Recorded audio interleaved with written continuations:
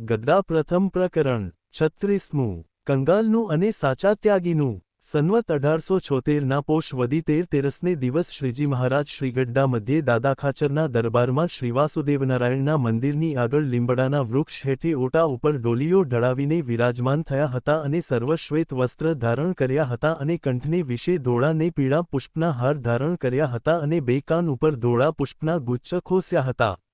ને પાઘને વિશે પીળા પુષ્પનો તોરો લટકતો હતો તથા કર્ણિકારના રાતા પુષ્પનું છોગલું મૂક્યું હતું અને જમણા હાથને વિશે ધોળા પુષ્પનો દડો ફેરવતા હતા એવી રીતની શોભાને ધારણ કરતાને પોતાના ભક્તજનને આનંદ ઉપજાવતા થકા વિરાજમાન હતા અને પોતાના મુખારવિંદની આગળ મુનિ તથા દેશદેશના હરિભક્તની સભા ભરાઈને બેઠી હતી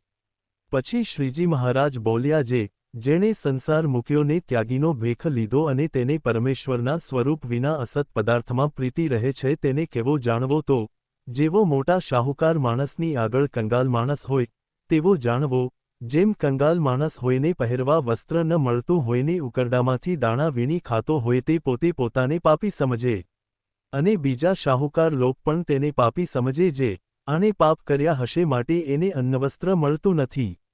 તેમ જે ત્યાગી થઈને સારા જે વસ્ત્રાદિ પદાર્થ તેને ભેળા કરી રાખે અને તેની તૃષ્ણા પણ ઘણી રાખે અને ધર્મ જ્ઞાન વૈરાગ્ય અને ભકિત તેને વિશે પ્રીતિએ રહિત હોય એવો જે ત્યાગી તેને તો જે મોટા એકાંતિક સાધુ છે તે કંગાલ માણસની પેઠે પાપી જાણે છે કેમ જો એ પાપી છે તો એને ધર્મ જ્ઞાન વૈરાગ્ય અને ભકિત તેને વિશે પ્રીતિ થતી નથી અને પરમેશ્વર વિના બીજા પદાર્થમાં પ્રીતિ થાય છે અને જે ત્યાગી હોય તેને તો કચરો અને કંચને બે બરોબર હોય અને આ પદાર્થ સારું ને આ પદાર્થ ભૂંડું એવી તો સમજણ જ હોય નહીં અને એક ભગવાનને વિશે પ્રીતિ હોય તે જ સાચો ત્યાગી છે